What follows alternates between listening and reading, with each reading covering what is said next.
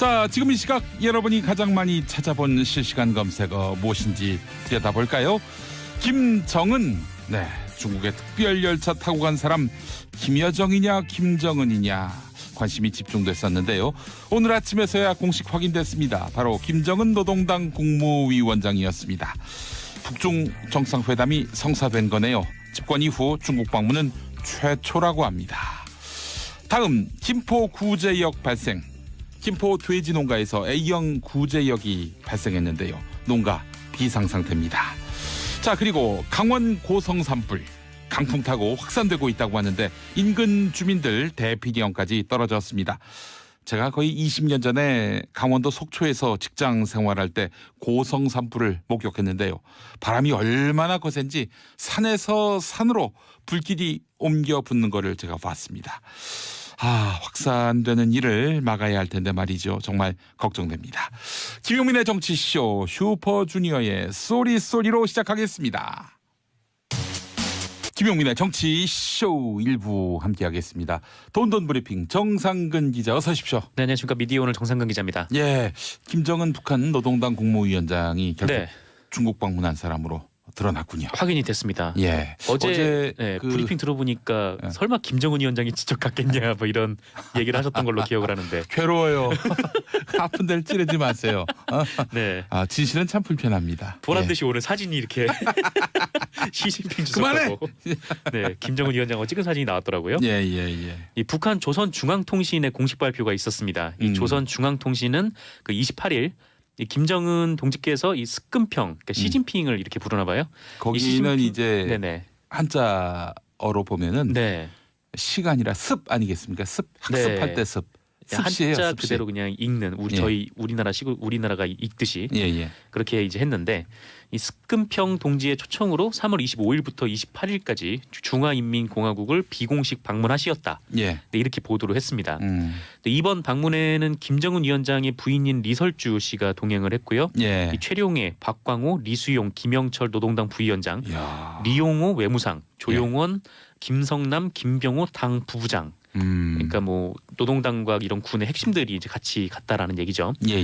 같이 수행을 했다고 합니다. 그리고 MBC 보도에 따르면 그 김정은 위원장은 시진핑 국가주석과 3시간 가량 인민대회당에서 정상회담을 했고요. 어제 오전에는 이 중국의 실리콘밸리라고 불리는 중간촌이라는 곳에서 목격이 됐다. 이런 보도를 하기도 했습니다. 이 북한의 발표 이후에 이 중국에서도 이 시진핑 주석과 김정은 위원장이 함께 있는 사진과 영상이 계속 공개가 되고 있는 상황이고요. 보도에 따르면 이제 두 사람이 어떤 대화를 나누었나 이게 이제 관심사일 텐데 이 보도에 따르면 김정은 위원장은 시진핑 주석을 만나서 이 비핵화는 선대의 유운이다 이런 입장을 밝혔다라고 합니다. 이와 함께 몇 가지가 있는데 첫 번째는 이제 조중 그러니까 북한과 중국의 친선 관계를 발전시킨다. 사이가 좀 안 좋았었잖아요. 그동안. 뭐 굉장히 그 북한이 뭐 미사일을 쏘건 뭐 핵실험을 하건 항상 중국이 쉴드를 쳐준 것 같아서 두둔해 준 것 같아서 북중 사이가 좋은가 보다 이렇게 생각을 했지만 실은 지금 굉장히 안 좋은 사이였어요. 네, 그렇죠. 어느 정도 뭐 국제 제재에 따라서 이제 중국도 같이 동참한 부분도 있고 중국의 이런 지원이 끊기니까 북한이 좀 어려워졌다. 뭐 이런 보도도 있는데 반면에 뭐 북한 내부가 좋아졌다는 보도도 있고요. 그렇죠. 평소 안 친한 사람하고 거리가 먼 거는 문제가 없는데 친한 사람이었는데 이 마음이 상해서 틀어지면은 더 미워요. 네, 그렇죠. 우리 서로 미워하지 맙시다. 조만간 외나무 다리에서 만날 것 같은 느낌이 들기도 하는데요. 네, 어쨌건 이런 이제 조중 관계를 친선 관계를 발전시킨다라는 내용이 있었고 이 두 번째는 이 조선반도 정세 관리 문제를 논의했다. 그리고 이 세 번째는 중요한 사안들을 깊이 의견을 교환했다. 뭐 이런 내용들이 나와 있습니다. 그리고 그 중국이 이 북미 정상회담을 앞두고 북한의 후견 세력이 되어주겠다는 식의 얘기를 했다. 뭐 이런 보도도 있고요. 게다가 이제 시진핑 주석이 그 김정은 위원장의 평양 답방 초청을 받아들였다라는 얘기도 있습니다. 이게 사실이라면 이 관계가 이제 완전히 회복이 됐다라고도 볼 수 있는 얘기인 거죠. 근데 정말 깜짝 놀랄 방문과 결과인데 이 북미 정상회담 그리고 뭐 남북 정상회담을 앞두고 외교가 지금 활발하게 움직이고 있습니다.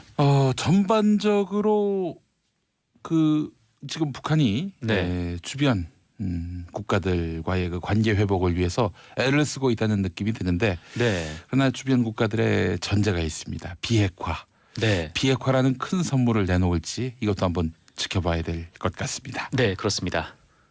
자, 정봉주 전 의원 소식 전해달라는 문자가 많이 오고 있는데 다음 네. 소식이죠? 네, 정봉주 전 의원 소식인데요.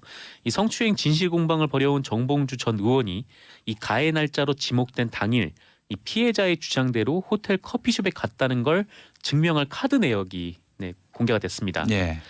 정봉주 전 의원은 피해자 A 씨의 주장을 반박을 하면서 렉싱턴 호텔에 가지 않았다라는 주장을 이어왔는데요.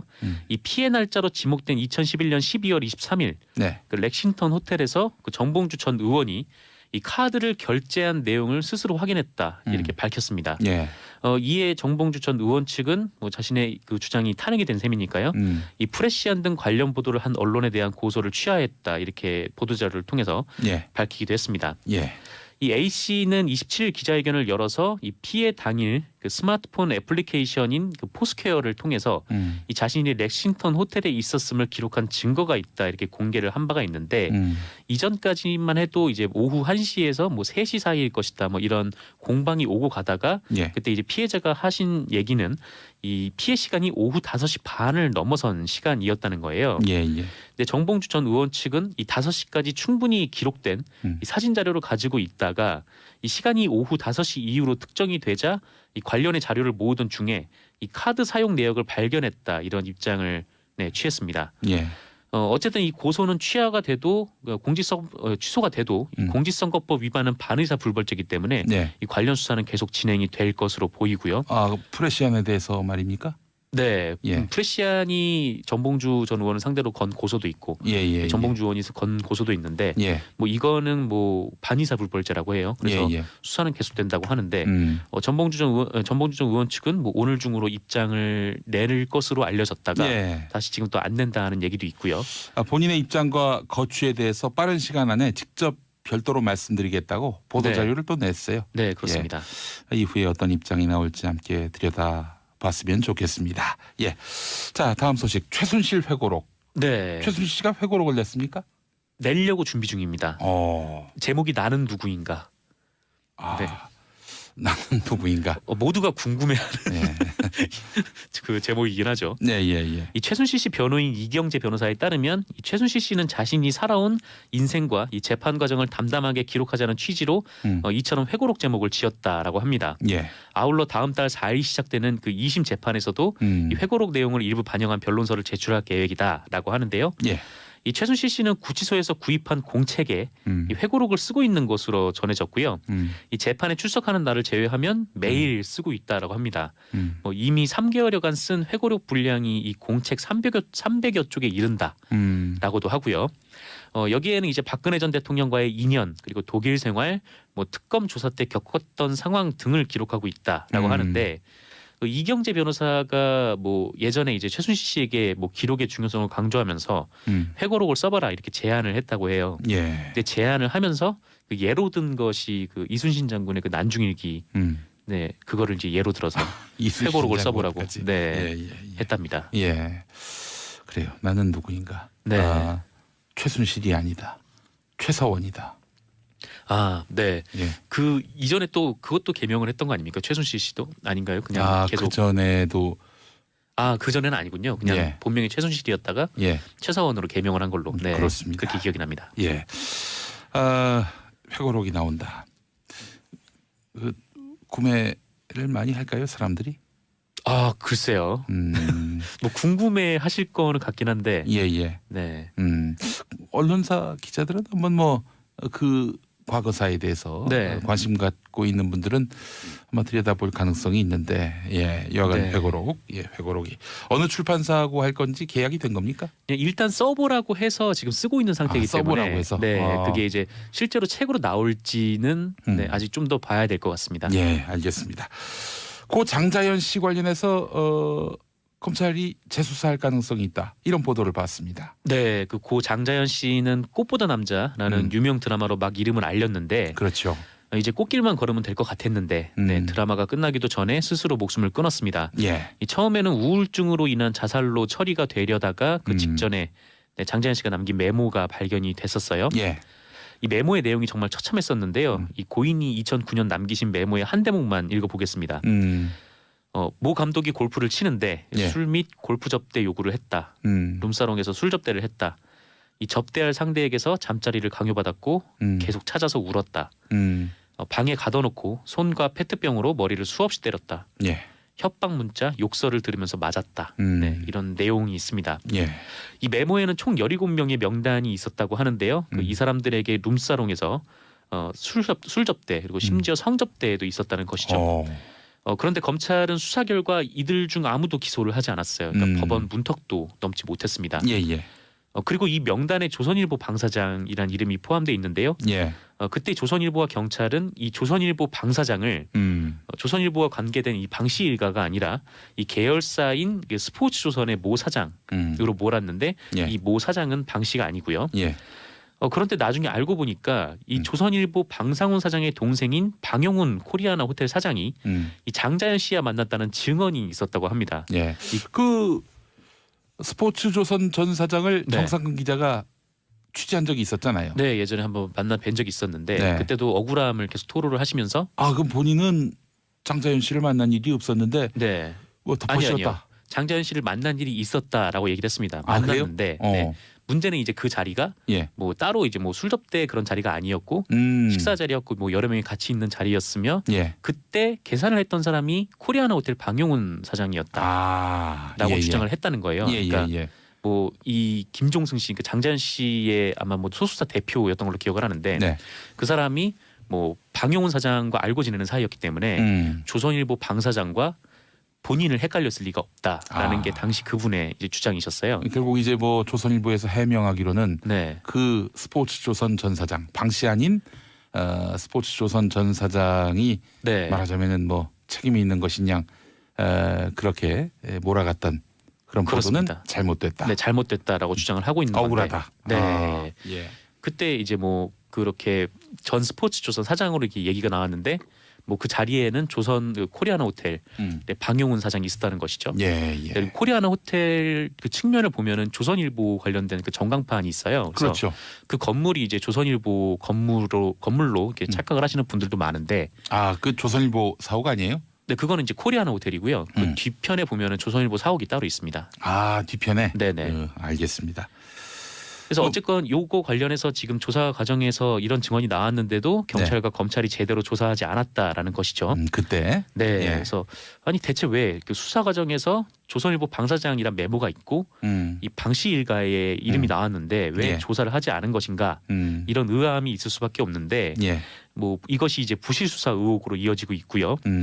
이에 법무부 산하 검찰 과거사위원회가 이 사건을 재조사 사건으로 지정할 예정이라고 합니다. 예. 뭐 그 외에도 이제 뭐 세금을 내고도 배임으로 몰려서 이게 결국 이제 해임됐던 정현주 전 KBS 사장 예. 그리고 뭐 용산 참사 이런 사건들도 같이 있는데 예.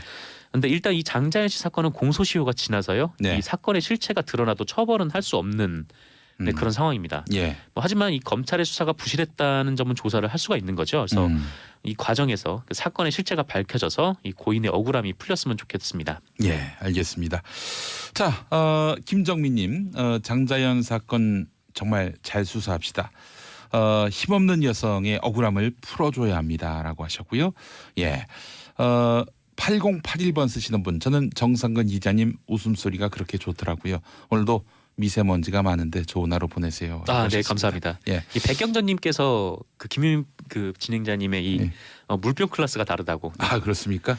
예, 제 배기량이 다른데요. 네, 인식을 못 하고 있었어요. 예, 제가. 그렇습니다. 네, 너무 자연스러워서. 한 40톤 덤프 트럭으로 제 네. 인생을 비유할 수 있을 것 같습니다. 라디오만 들으시는 분을 위해서 말씀을 드리면 예. 저 500ml인 줄 알았더니 이게 네. 한 1리터 정도 돼 보이네요.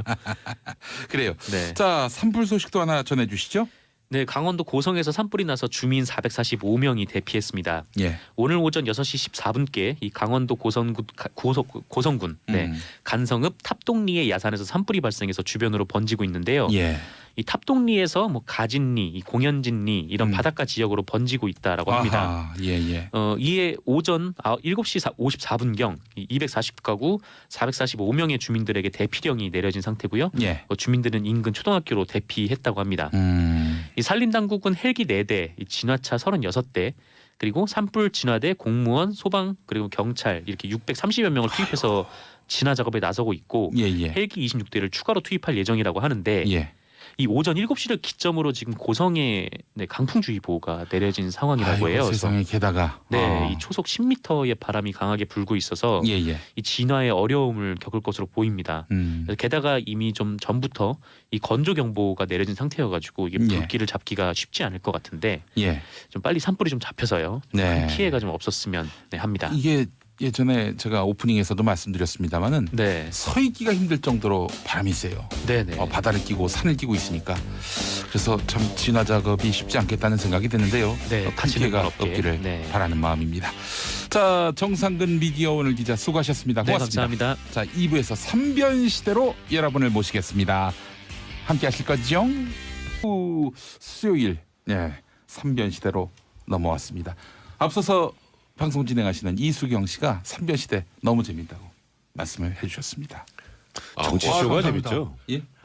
저기 앞 프로그램. 이수경의 러브 FM. 정치쇼 자체가 재밌어요. 감사합니다. 장기 집권 하시겠어요? 장기 집권 해야죠. 진행자가 워낙 훌륭하시기 때문에. 종신 MC로 앞으로 장기 집권 하시겠어요? 이게 저기 우리는 묻어가야죠. 어투가 저 평생 이거 해 먹어라 이런 분위기시죠. 원래 김태현 변호사 말투가 우리 이거 들어가기 전에 야구 얘기할 때 보셔서 아시죠? 좋지 않아요. 칭찬이에요. 진짜 장기 집권 하시라는데 좋지 않아요. 그 SBS가 사실 그 사명이 옛날에는 서울 방송이었습니다. 그렇죠. 그래서인지 우리 세 분의 변호사님 그리고 저까지 포함해서 다 서울연구팀을 좋아하네요. 야구. 자, 우리 백성문 변호사님 어느 팀 좋아하십니까? 제가 며칠 동안 지금 혈압이 올라가지고 잠이 잘 안 옵니다. 저는 LG2S 골수 팬이에요. 그러시구나. 고혈압약 사드릴까요? 좀 조용히 해주실래요? 저는 두산 베어스죠. 아이고 김태현 변호사님. 마이크 때문에 지금 뭐가 자꾸 나오려 그래요. 저는 LG 트윈스, MBC 청룡 원년 팬이었습니다. 이정열 판사님은? 오비베어스. 연식은 드러내야죠. 그래요. LG 둘, 두산 둘. 알겠습니다. 자, 이렇게 서울에 밀착된 서울에 적응이 된 우리 3변과 함께 오늘 또 3변 시대 문을 열도록 하겠습니다. 자, 어떻게 지난 주간에 이런 거 좀 읽어주시면 안 돼요? 4295번 쓰시는 분. 간당간당 도착하셔도 김태현 변호사님 미워할 수가 없습니다. 감사합니다. 좀 일찍 좀 와요. 좀 일찍 좀. 자, 홍승희님, 이정열 전 판사님 MC 맡으시더니 미모가 빛나네요. 감사합니다. 어디 MC 맡으셨어요? 교통방송에 저 TBS 교통방송에 매주 월요일 저녁 9시 30분부터 11시까지 TV로 나가는데요. 예전에 정봉주 전 의원께서 하시던 품격시대 시즌 2로 첫 방송이 엊그제 나갔습니다. 그분이 참 많은 일자리를 창출하셨습니다. 공교롭게도 두 분이 그렇습니다. 그래요. 참. 수임번호 716번 이명박 전 대통령 오늘 다시 옥중 조사를 재시도한다고 하는데 검찰이 말이죠. 어떻게 될까요? 그 예상대로 그냥 또 오늘도 거부할 가능성이 많죠. 일단 월요일 날 한번 갔었죠. 월요일 날 갔었는데 이명박 전 대통령 서면으로 조사 응하지 않겠다라고 했다고 하는데 일단 이명박 전 대통령이 지금 현재 검찰을 바라보고 있는 관점이 이거는 정치 보복, 무리한 수사, 챙피 주기 그리고 그런 상황이기 때문에 본인은 이 수사에 응할 수 없다라는 입장을 처음에 구속영장 청구할 때부터 비서실 이름으로 나왔었던 거예요. 그래서 그 다음 수순은 영장실질심사 불출석. 근데 불출석만 하려고 보니까 검찰이 뭘 갖고 있는지 좀 궁금하고 그래서 변호인 나가겠다고 했다가 그것도 안 됐죠. 그리고 지금도 좀 스탠스는 묘해요. 지금 계속 거부는 할 텐데 새로운 혐의 관련이면은 얘기할 수 있어라는 얘기가 좀 이렇게 나오죠. 그건 결국 이제 이 사람들이 패를 얼마나 갖고 있는가 이거 궁금하다는 그리고 거죠. 그래서 지금 괜히 섣불리 예를 들어서 조사에 응했다가 오히려 더 낭패를 볼 수 있으니까 그냥 프레임을 정치 보복으로 만들고 이게 만약에 새로운 게 없으면 쭉 조사에 응하지 않다가 기소가 딱 되는 순간 수사기록 다 열람 등사할 수 있잖아요. 그럼 그때는 정말 검찰이 뭘 들고 있는지 알 수 있으니까 그래서 MB 측에서 나오는 얘기가 재판엔 성실하게 응하겠다. 그거는 결국 지금 측근들이 한번 가면 이제 전화 통화가 안 되니까 뭐라고 얘기했는지도 모르고요. 그래서 정말 너무 깜깜이 상황이라 좀 부득이하게 이런 전략 쓰는 게 아닌가 싶습니다. 그 사건 기록을 볼 수 있다고 말씀하셨는데 지금은 못 보죠. 그 나중에 그렇죠. 기소 단계에서.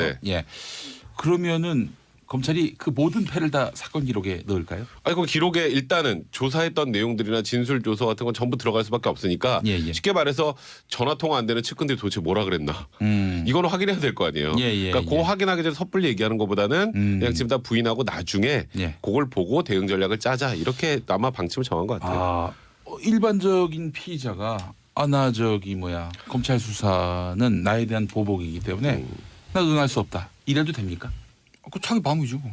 그러니까 잘했다 못했다가 아니라 말투가. 그러니까 자기 하고 싶은 대로 하는 거예요. 그러니까 근데 원래는 그런 불리하게 적용이 되죠. 왜냐하면 기본적으로 피의자 신문조서에 그래도 본인의 입장이 좀 담아 있어야 되는데 이게 사실 그게 안 담아 그러니까 자백하는 사건이면 상관이 없는데 부인하는 사건에서 내가 예를 들어서 검찰이 야 너 왼쪽으로 갔지 그랬을 때 아닌데요? 나 이러이러해서 나 오른쪽으로 갔는데요? 라고 이제 본인의 입장이 담겨 있어야 이제 법원에 갔을 때 재판사가 좀 보지 않겠습니까? 물론 이제 법정에서도 할 수는 있지만 그러니까 기본적으로 부인하는 사건에서는 본인의 입장을 밝히고 싶어하는 게 모든 피의자들인 거죠. 근데 뭐 거부를 했다. 뭐 거부하는 것도 자기 마음이 왜 묵비권이라는 게 있으니까 헌법에 묵비권이라는 게 있으니까. 실제로 뭐 거부한다 해서 그걸 뭐 무슨 뭐 잘못했다 잘했다 말할 수 있지만 그게 뭐 안 되는 건 아니거든요. 근데 이제 이명박 전 대통령은 지금 뭐 거부를 하는 겁니다. 본인의 그런 계산이 딸려 있을 거예요. 아마 이명박 전 대통령 입장에서는 잘하는 건 아니죠. 사실 전직 대통령 입장에서 수사와 재판에 성실히 임해야 된다라는 것이 이제 책에 나오는 얘기인데 현실의 문제로 넘어왔을 때 이명박 전 대통령은 이게 최선의 선택이라고 보는 것 같아요. 그리고 제가 이명박 전 대통령에서 이런 선택할 것 같아요. 그게 옳다는 게 아니라 이명박 입장에서는 가장 중요한 게 무죄를 받는 게 중요하고 유죄가 다르더라도 빨리 나오는 게 중요하고 그리고 끝까지 본인이 좀 버티는 게 중요한 거 아니겠어요? 그러니까 아마 이런 전략을 쓰는 걸 거예요. 그나저나 지난주 저희가 영장이 언제 발부되느냐 또는 영장이 언제 기각되느냐 이거 갖고 한번 내기를 걸진 않았지만은 한번 예측을 부탁드리지 않았습니까? 정산해야죠. 밥 사야 되겠네요. 이정렬 정부. 그러니까. 이게 사람이 사기로 했죠. 사정이 좀 다른 게 그 당시에는 어떻든 신문은 열릴 걸 전제로 하고 그렇죠. 변호사는 나온다고 했었으니까. 밥이 중요하죠. 뭐. 아마 밥이 한번 사는가 뭐 어렵겠습니까만. 우리 결과가 중요해요. 그 구속 축하떡도 돌리는 마당인데 밥 한 끼야 뭐. 이정렬 전 판사님이 맞히셨어요. 그러니까 뜻하지 않게 결과적으로 그렇게 되긴 했죠. 그래요. 제대로 절차가 밟아졌으면 아마 언제나 이 항상 맞추시고 예지력이 풍부하신 김태현 변호사님만 맞추셨을 것 같아요. 오늘 왜 이런 자주 띄워주세요. 감사합니다. 두산. 근데 그 떡은 맛있긴 하더라고요. 떡 자체가. 호박떡. 자 그렇다면은 이정렬 전 판사님 앞으로 검찰 조사를 받지 않겠다는 자필 서면을 제출했는데 그러면은 이제 뭐 검찰이 안 가도 되는 겁니까? 조사 안 해도 됩니까? 뭐 사실 그렇기는 한데 그렇게 현실적으로 하기는 힘든 게요. 그러니까 어디가 문제가 생기냐면 일단은 구속이라는 게 경찰에서 수사를 해서 검찰로 송치가 된 사건은 어느 정도 꽤 수사가 돼 있다고 봐도 무방한데 검찰에서 이건 직접 한 거기 때문에 수사가 거의 완성된 단계는 아니거든요. 그리고 지금 나오는 얘기가 특활비 관련은 아직 수사가 완성되지 않았다는 얘기도 나오고 있고 그렇기 때문에 계속 이제 조사를 시도를 해야 되고 또 뭐냐면은 1차 구속 기한이 열흘인데 그 안에 이제 기소를 못 하게 되면은 구속 기간 연장 갱신 결정 연장 신청을 이제 법원에 하거든요. 최대 10일 더. 또 10일 더. 근데 그 경우에 안 가고 있다가 조사 안 받는다 그래서 우리는 안 갔어요 하고 연장 신청하면 법원은 당연히 안 받아주죠. 그동안 검찰은 뭐 했냐가 되니까 계속 시도는 할 겁니다. 계속 시도를. 저번에 기억해 보시면 작년에 박근혜 전 대통령 조사할 때도 결국 5번 갔어요. 예. 결국 뜻은 이루지 못했지만 지금 말씀하셨던 것처럼 계속 시도는 해야 일단 구속기간도 연장이 될 수 있고요. 10일이. 예. 예. 그리고 검찰이 아예 안 가는 모양새를 보이면 아니 그냥 검찰이 별로 수사 의지가 없는데? 라는 또 그런 오해를 심어줄 수 있어요. 국민들한테. 그러니까 일단 검찰에서는 그냥 이렇게 말이 나올 수밖에 없어요. 계속 설득해 보겠다. 아 이게 이 풍경을 잘 몰라서 그런데 감옥에 안 갔다 온 분들도 많이 계셨어요. 거의 대부분 안 갔다 오셨죠. 예, 그렇죠. 검사가 이제 간단 말이에요. 서울 동부구치소로. MB는 이제 안에 있고요. 그래서 이명박 전 대통령님 조사를 받으시죠. 밖에서 이렇게 검사가 얘기하고 안에서 못 봤습니다. 이렇게 대치를 하는 겁니까? 어떻게 되는 거예요? 이게? 아니 이제 저도 사실 이 방문조사 케이스를 저는 다뤄본 적이 없어서 대부분 검찰로 출정하지 누가 방문조사하는 사람은 전직 대통령 말고 재벌회장들도 그냥 다 검찰 가요. 전직 대통령 2사람만 이제 방문조사를 일종 예우 차원에서 예우와 경호 때문에 문제 때문에 그러는데. 그렇죠. 예. 근데 갔을 때 아마 이명박 전 대통령 측 변호인한테도 통보를 하고 이명박 전 대통령을 통해서도 동부구치소 통해서 얘기가 들어갈 거예요. 그럼 이명박 전 대통령 나 싫은데라고 하면 그걸 진짜 뭐 잡아낼 수는 없는 것이거든요. 그 감옥 앞에까지 가가지고 구치소에 가서 똑똑똑 이게 아니까 그 방, 그러니까 716번이 있는 그 방에 가서 똑똑똑 열고 나오세요 이게 아니고 구치소에 가죠. 조사실에 검사랑 가 있고 그럼 이제 교도관들이 가서 얘기하는 건데 저 피의자 이명박 전 대통령 안 하겠답니다라고 하면 그거 가서 방문 열고 들어가가지고 말해보시오 이럴 수는 없는 거거든요. 그러니까 아마 검찰 입장에서 보면 백 변호사 아까 얘기 잘 하셨는데 안 가면 무슨 얘기가 나오냐면 수사 안 할 건데 증거인멸 우려가 어디 있다고 왜 구속했어? 그냥 바로 기소하면 되지 이렇게 얘기를 할 거라고. 왜냐하면 이 구속기소하는 게 20일 동안 신병을 확보해가지고 조사를 하겠다는 거 아니겠어요? 그러니까 이제 검찰 입장에서는 아무리 이명박 정통도 안 한다라도 계속 갈 수밖에 없는 거고. 아까 제가 드린 그런 말씀 이명박 정통하면 그 생각할 거예요.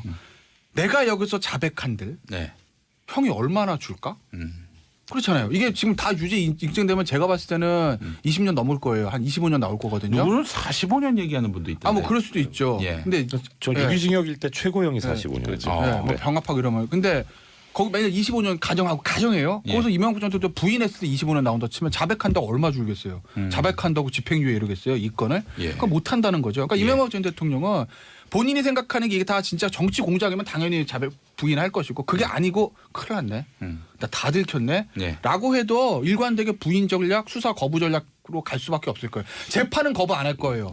혹시 검찰이 완벽하게 입증을 못해서 무죄가 나올 가능성 생각하고 있을 테니까 이명박 전 대통령 입장에서 그런 생각. 그러니까 이명박 두 개의 방패를 지금 뭘 들고 있는 거냐면 첫째 다스 서류 없잖아.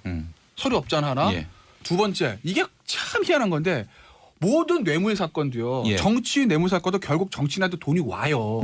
결국 네가 받았냐 안 받았냐는 거잖아요. 근데 이명박 전 대통령 뇌물 사건이 전직 대통령이기 때문에 전직 돈을 만나서 직접 돈 주지는 않잖아요. 중간 다리가 있다는 거예요.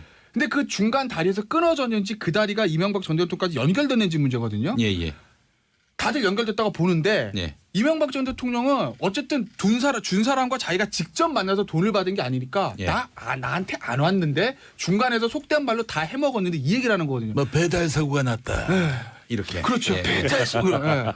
그걸 하는 거죠.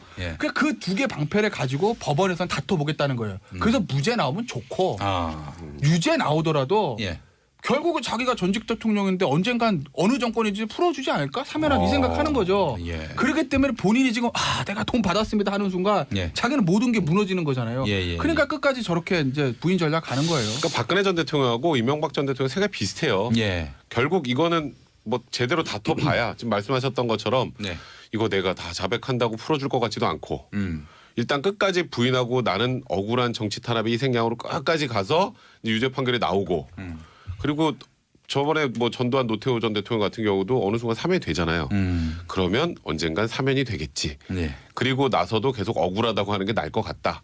뭐 그런 판단이 깔려 있기 때문에 지금 현실적으로 뭐 이명박 전 대통령이나 지금 뭐 이미 구속돼서 지금 이제 선고를 앞두고 있는 박근혜 전 대통령이나 계속 부인 전략으로 갈 수밖에 없는 거죠. 현재로서는 형량에서는 이제 두 분 말씀 하셨고 저는 하나 보충해서 말씀드리자면 이게 지금 뇌물 같은 경우 이제 공무원 범죄잖아요. 공무원이란 자격이 있어야만 저지를 수 있는 거라서 최고위 공무원 아닙니까? 그렇죠.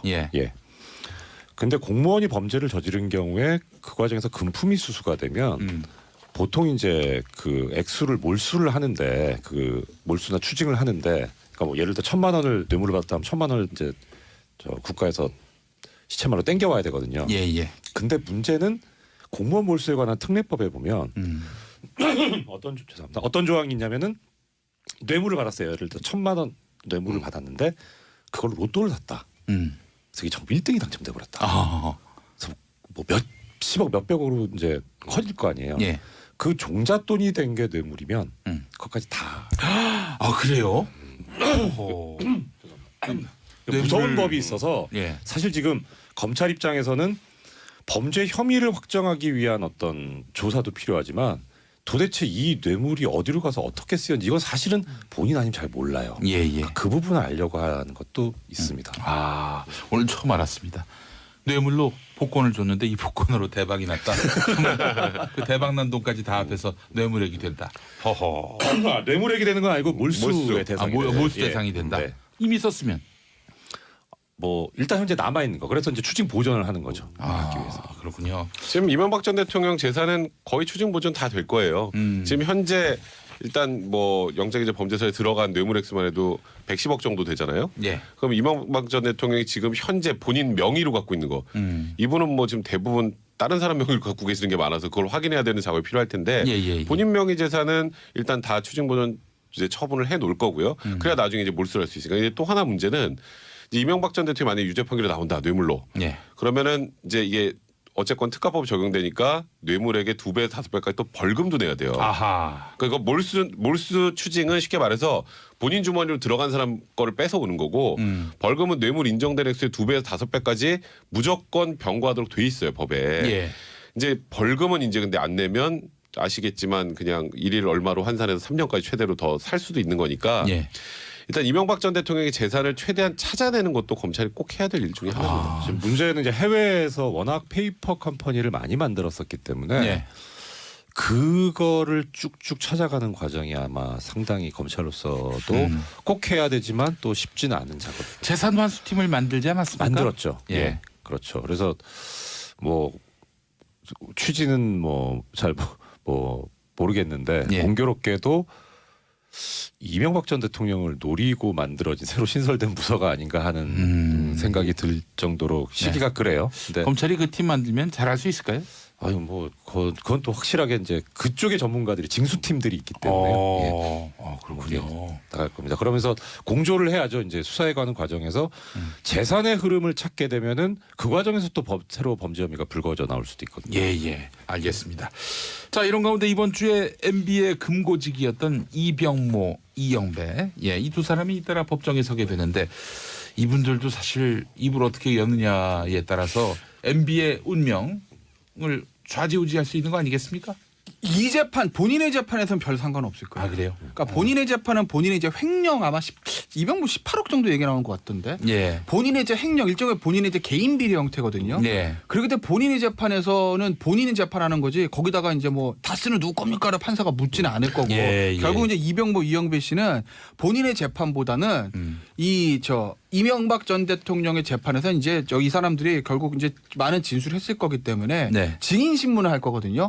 그때 중요하죠. 그때 이제 뭐라고 입을 여는지. 다스는 이명박 정도 맞다. 나는 시킨 대로 다스는 내가 다 관리했다. 라는 것들. 뭐 지금 예를 들어서 뭐 이명박 전 대통령 돈의 흐름들 얘기할 때 결국 마지막에 이명보 씨가 이제 뭐 마지막 역할을 했다는 거 얘기들이 좀 나오는 거 아니에요. 결국 이병보 씨가 가지고 있었던 그 하드디스크에서 나왔던 그 메모들 거기에 이제 김소남 전 의원부터 이팔성 전 회장 그다음에 뭐 대보그룹 또 누구죠? 저 ABC 상사 이게 능인소남 거기다 이제 이병무가 관리하던 그 하드디스크 나온 문건에 이제 적혀 있는 사람들이거든요. 제가 알기로는 그렇게 알고 있어요. 그러니까 이제 증인 과정에서 중요한 거지 자기 재판은 사실 큰 중요한 건 아닐 거예요.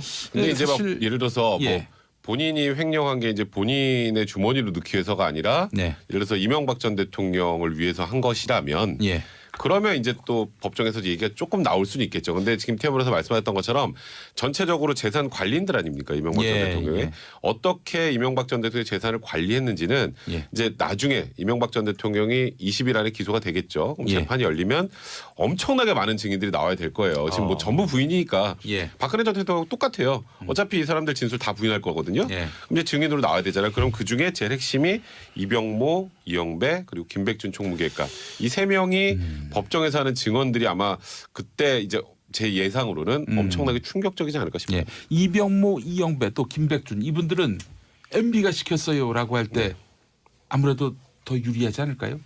지금 그래서 그렇죠. 김백준 총무기획관 같은 경우도 방조범으로 기소가 됐잖아요. 그러니까 그래서 김백준 총무기획관도 얼마나 많은 얘기를 검찰에 했는지 뭐 저희가 일일이 다 확인할 수 없습니다만 검찰이 사실 이명박 전 대통령의 나중에 유죄 입증에 자신이 있어 하는 것들은 일단 지금 측근들이 전부 다 이제 뭐 물증을 기반으로 해서 지금 진술을 내놓는 상황이기 때문에 검찰 입장에서도 이명박 전 대통령이 현재 뭐 정치 보복, 정치 탄압 이러는 게 좀 황당하다는 입장이에요. 이게 개인 비리가 많은데 왜 이걸 자꾸 정치 보복이라 그러나 뭐 그런 상황이죠. 김백준 전 경우는 키맨이죠.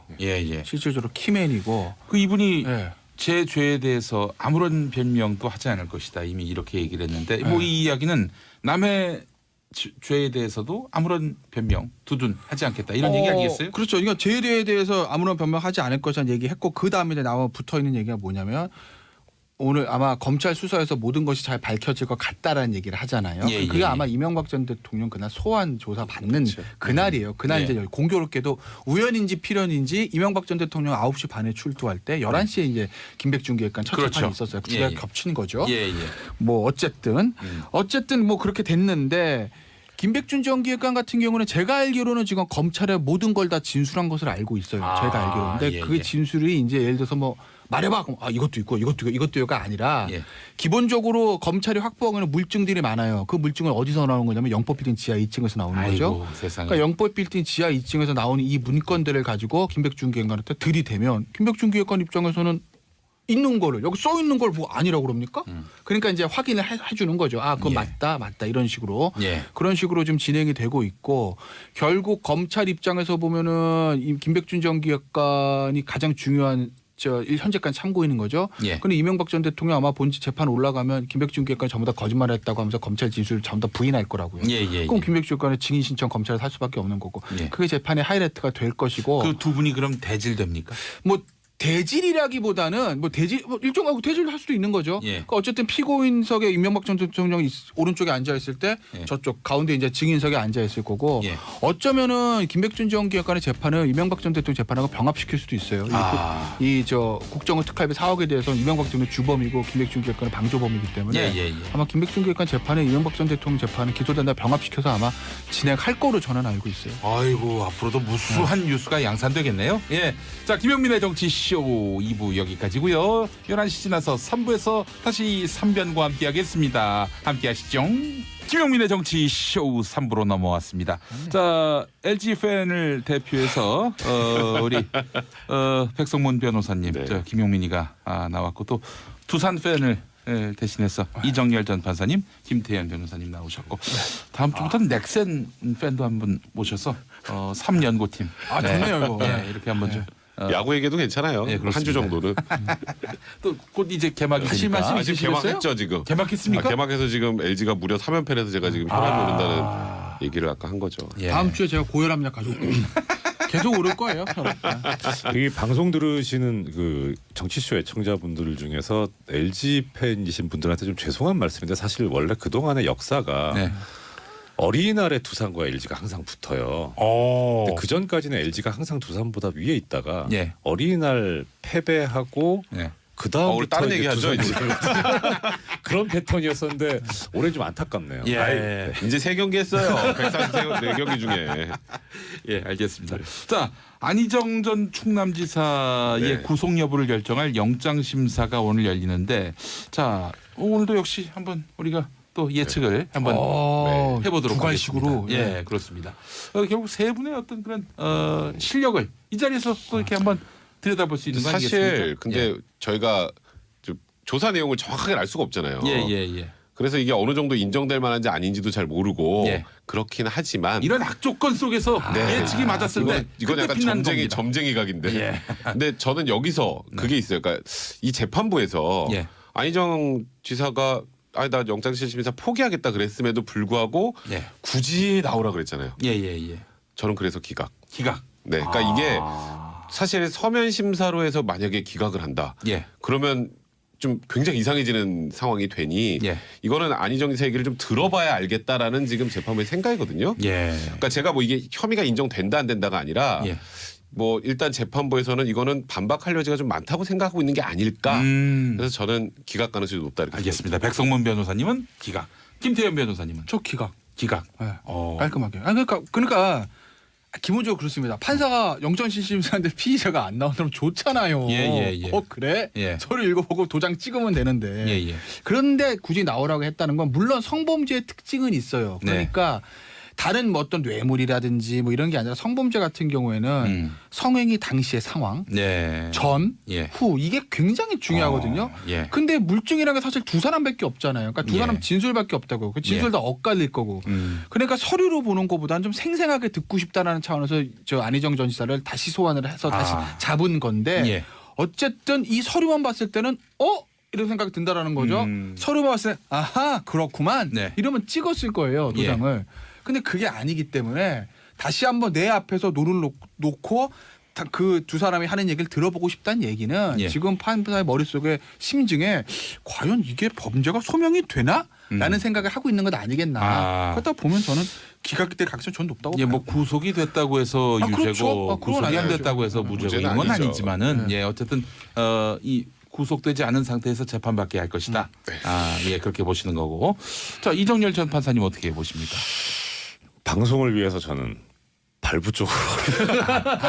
아까 우리 조금 전에 얘기했었잖아요. 제가 아까 여쭤봤잖아요. 이거 지금 나가고 있는 거냐고. 안 나간다 그래 제가 기각이라 했는데 방송을 위해서는 제가 또 발부로 서야 되죠. 방송용 멘트였습니까? 그러니까 지금 비방용 멘트였습니까? 아까는? 비방은 범죄인데요. 알겠습니다. 그러니까 지금 이게 그 두 분 이제 해석이 되게 합리적이고 타당성 있는 해석이시긴 한데 그러니까 제가 판사 입장에서 생각을 해보면 그러니까 이게 지금 만약에 범죄 혐의가 기록만 가지고 소명이 안 된다. 그래서 얘기를 들어보자. 그러면 그냥 기억하면 되잖아요. 굳이 다시 구인장을 발부할 필요까지는 없을 것도 같아요. 근데 모양은 안 좋죠. 그러니까 기각을 하는데 그래도 한 번 더 시도를 해보고 나와서 얘기를 들어보고 기각을 하는 게 더 뭐 다른 사건은 피의자 신문 안 하면 거의 다 100% 발부였는데 그거는 신문 안 하고 기각한다는 게 너무 모양이 이상하니까 그렇게도 볼 수 있는데 지금 겹친 사건이 하나가 뭐가 있었냐면 이명박 전 대통령 MB 지금 이 영장신문 사건이 한번 겹쳤었어요. 그때 안 나가겠다 그랬다가 뭐 이쪽엔 이 소리하고 저쪽엔 저 소리하고 그래가지고 잠시 법원이 혼란에 빠졌었잖아요. 그래서 이제 일단 무기한 연기를 했다가 결국은 신문을 안 하는 걸로 했었는데 이게 법을 보면 법령을 보면 어떻게 돼 있냐면 그러니까 그때 당시에도 검찰이 안 나온다고 하니까 출석 안 하겠다고 하니까 그 법원으로 데리고 오라고 하는 구인영장을 발부받았던 거를 법원에 반환을 했었어요. 이번도 그랬고. 근데 이게 반환을 할 때 사유가 안 나온다고 해서 반환할 수는 없어요. 원래는. 왜냐하면 이 구인영장이라고 하는 게 뭐냐면 안 나오겠다고 해도 강제로 끌고 오라는 영장이거든요. 그러니까 저 나가기 싫어요라고 한다 그래서 이게 안 되는 게 아니에요.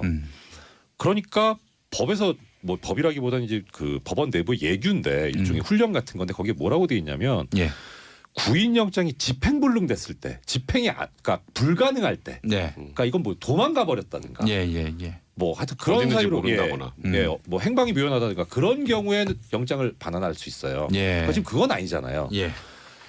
어떻든 구인영장이 반환이 됐는데 도망갔는지 여부가 명확하게 밝혀지지 않으면 7일짜리 구인영장을 다시 발부하게 돼 있어요. 지금 법대로 하고 있어요. 그러니까 어떻게 보면은 MB 때 한번 그 홍역을 겪었기 때문에 일단 법대로 하자라는 것으로 볼 수도 있어요. 구속의 수순으로 지금 가고 있는 것이다. 갑자기 막 설득이 되려고 그러네요. 역시 저 부장님이 말씀하시면 변호사들은 들어야지 뭐 답이 있나 뭐. 아니, 저 방송용 멘트도 했잖아요. 그런가요? 자, 또 하나. 어제 출연한 양지열 변호사님은 기각적으로 이거 어떡하나. 변호사들은 원래 기각을 좋아해요. 방송 꺼졌을 때 저기 등이 꺼졌을 때 했던 말이고 방송에서는 잘 모른다라고 했는데 얘기를 다 해버렸네. 어떻게 이거. 근데 저는 이번 이 사태랑 이 흐름들을 보면서 안희정 전 지사가 보통이 아니다라는 생각이 딱 든다는 거죠. 기각이 되던 발부가 되던 간에 몸을 낮춥니다. 지금 발부가 되든지 간에 어쨌든. 왜냐하면 보세요. 영장실시사를 포기했잖아요. 이걸 뭘 노린 걸까? 안희정 전 물론 결과적으로 내일 오늘 한다고 오늘 2시인가요? 2시, 결국 2시. 하게 됐지만 어쨌든 본인은 포기하려고 그런 거 아니에요. 뭘 노린 걸까? 보세요. 영장실시사를 포기하는 거 딱 2개예요. 자백하거나 자백하는데 모양 빠지게 나가기 싫어. 어차피 자백 나올 거. 또는 부인하는데 정치보복 얘기를 하거나. 이게 이제 이명박 전 대통령 아니겠습니까? 안희정 전 지사 어디에도 해당되지 않아요. 부인합니다. 아니라고. 그러고 정치보복도 아니잖아요. 이게 무슨 정치보복이에요. 개인적인 문제인데. 그럼에도 불구하고 본인이 안 나오겠다는 거예요. 변호사들 무슨 얘기하냐. 변호사들 인터뷰한 거 보면 뭐 염치가 없고 국민들께 죄송하고 뭐 그것도 어느 정도 있겠죠. 그리고 또 하나 어차피 검찰에서 피의자 신문할 때 우리가 하고 싶은 얘기 다 했으니까 나와도 똑같은 얘기 할 거다. 그러니까 실질적 불이익은 없다라는 얘기를 하는데 과연 그것만이겠느냐. 안희정 전 지사가 정치적인 노림수는 없었겠느냐. 정화가 정확히 안희정 지사 대화를 해본 건 아니지만 저는 있다고 봅니다. 뭐냐. 어떤 노림수입니까? 안희정 전 지사 입장에서 보면 이렇게 해서 영장이 나온다고 영장 나오는 거 각오하는 거예요. 나오려면 각오하는 거예요. 본인은 무죄임에도 무죄라고 주장함에도 불구하고 구속될 걸 각오하는 행위거든요. 그러면 본인의 입장에서 지금 구속이 된다고 합시다. 저는 국민들께 더 이상 이런 모습 보여주십시오. 제가 영장에서 포기하고 구속되겠습니다. 그리고 나중에 법정 가서 재판에서 무죄 나왔다고 봅시다. 그럼 어떻게 되죠? 아니면 판 한 번에 바꾸는 거예요. 나는 억울하고 이제 두둔하는 게 아닙니다. 억울하고 이렇게 해서 결국 무죄가 나왔지만 나는 그 당시에 다툴 수 있음에도 불구하고 내 죄를 속지 않은 의미에서 나는 영장에서 포기하고 들어갔다. 그럼 한 번에 판이 바뀌겠죠. 그걸 노리는 거죠. 실제로 될지 모르겠지만 본인의 머릿수로. 그리고 나서 아마 그렇게 되면 민현주 씨가 나올 겁니다. 부인. 그렇죠. 민주원 씨입니다. 또 틀렸네. 민주원 씨에서 또 틀리셨어요. 민현주는 전 의원이시고. 민주원 씨가 나오고. 저기 그 성함을 쓰시는 분하고 무슨 관계가 있으신가요? 아니 민현주 전 의원 제가 좀 알긴 아는데 이렇게 몰아가나요? 조심하세요. 이렇게 몰아가나요? 어쨌든 민주원 씨가 나오겠죠. 그래서 이제 힐러리 클린턴의 어떤 그 모습들을 보여주라고 하겠죠. 우리 남편 용서해 주세요. 범죄자는 아닙니다. 사생활의 문제입니다. 저랑 이런 문제 때문에 그래 이렇게 하지 않겠습니까? 그렇게 해서 아마 정치적인 재기를 노리는 포석을 깔고 내가 이번에는 그냥 구속을 각오한다. 라고 생각한 건 아니겠나. 만약에 기각이 되면. 기각이 되면 베스트인 거죠. 더. 제일 베스트인 거고. 기각이 되면 더 좋죠. 본인 나는 이렇게 구속되려고 했는데 기각이 됐네. 이거 봐. 말은 그렇게 안 하겠지만 나는 지금 뭐 약간 무죄 아니겠니라는 것들. 그리고 기각이 되면 어떤 문제가 생기냐면 추가 피해자가 나오기가 쉽지 않을 거예요. 그러니까 추가 피해자들 입장에서 보면 제2, 제3의 재임비하고 있다고 하게 되면 여기 영장 기각되면 한풀 꺾이는 거잖아요. 그럼 그 상태에서 라고 발이 묶이죠. 왜냐하면 지금 나온 형태들이 대부분 다 위력을 이용한 거지 일반적인 폭행 협박을 수반한 그런 성범죄는 아니라는 거 아니겠습니까? 그러니까 만약에 여기서 기각이 되면 안전 지사가 좀 유리해지겠죠. 안희정 지사 추가 피해자가 있었다라는 보도가 나왔는데 이번 영장에 그 추가 피해자에 관한 내용이? 그러니까 일단 두 번째 피해 여성 그분은 이제 실명을 안 밝혔죠. 근데 거기는 뭐 피해 사례가 한 7건 정도 된다고 했고 거기는 고소를 했습니다. 고소를 했는데 거기 그 범행 사실, 그 지금 검찰에서 생각하고 있는 그 범죄 사실은 이번에 영장 기재 범죄 사실에 안 들어갔어요. 그게 무슨 의미일까요? 그러니까 두 가지로 보더라고요. 하나는 김지은 씨 것만으로 충분히 영장 나온다. 검찰의 자신감으로 보는 견해가 있는데 또 한 측에서는 두 번째 거는 검찰도 좀 힘들어하는 게 아닌가. 범죄 소명이 안 된다. 오히려 이걸 영장기재 범죄 사실 넣으면 더 역효과가 날 수도 있다라고 그렇게 보는 시각도 있어요. 이건 근데 이제 문제는 저희가 그 수사 내용을 정확하게 확인한 게 아니기 때문에 추측을 하는 건데 이제 저는 개인적으로 두 번째 쪽에 더 무게를 싣고 있는 쪽이에요. 그래요. 그러니까 이게 물론 지금 안희정 지사 같은 경우에는 저는 정치적으로 제기 불가능하다고 생각해요. 왜냐하면 부인이 있는 상태에서 지금 일단 뭐 성관계 자체를 bu인하는 게 아니잖아요. 그렇지 벌써 지금 2명까지는 확인이 된 상황이기 때문에 그건 우리나라 국민 정서상 힘든데 그것과 이게 범죄 사실이 되느냐는 좀 별개 문제거든요. 이게 업무상 위력이라는 게 고소 건수, 고소 고발 건수 엄청나게 많은데 실질적으로 기소까지 되는 게 그렇게 많지는 않아요. 재판까지 가는 게 많지 않아요. 그러니까 그만큼 입증도 어려운 거고 예를 들어서 폭행 협박이 수반된 거면은 그거는 그래도 좀 난데 이거는 폭행 협박이 아니라 당사자 그렇게 느꼈다라는 걸 가지고 판단해야 되니까 사실 피해자가. 그래서 이럴 경우에 보통 기소가 돼서 유죄가 나오는 사실 내용들을 보면 너 지금 이거 이렇게 안 하면은 내가 그냥 너 좀 인사권 좀 불이익 줄 수밖에 없어. 아니 뭐 너 좀 다른 데로 보내야 될 것 같은데 이런 정도 얘기들이 좀 나와야 되는데 그런 게 아니고 그냥 아 나는 거절할 수 없는 분위기였어요 정도만 가지고 사실 기소가 되거나 또 더 나가서 유죄 판결 나오는 게 그렇게 많지는 않았던 것 같거든요. 그래서 이게 사실 도덕적 비난 가능성과 법적 처벌은 조금 다른 문제가 될 수 있어서 그게 이제 좀 앞으로 좀 기초가 주목되는 부분인 거죠. 그 백 변호사님 지금 말씀하신 그 이제 법적인 부분을 그 판례로 제가 하나 보충해 드리자면 이게 76년도에 선고된 대법원 판결인데 거의 리딩 케이스인 것 같아요. 근데 여기에서 이제 대법원이 뭐라고 얘기를 하고 있냐면 이런 그 남녀 간의 어떤 뭐 성관계라든가 이런 것들과 관련된 이런 범죄는 사실 행위 성질상 당사자 사이에서 극비리에 진행이 되거나 아니 외부에서 알기 어려운 상태에서 감행이 되는 게 보통이다. 그러니까 피해자 외에는 사실 물적 증거가 있기도 어렵고 직접적인 목격 증인의 증언을 기대하기도 어렵지 않느냐. 그러니 이러한 범죄에 있어서는 피해자가 피해 전말에 대해서 하는 증언을 토대로 하고 그다음에 범행 전후 사정에 관한 재반 증거를 종합해서 경험 법칙에 비춰 보면 아 이 정도면은 범행이 있었겠다라고 하는 경우에 유죄로 인정을 하는데 그럼 언제 아니냐? 이렇게 뭐 성관계를 이르게 된 경위가 두 사람의 관계에서 보면 는 당연하다. 이거 그렇게 될 수밖에 없다라던가 연애 관계라든지 그렇죠. 그다음에 뭐 필연적이다.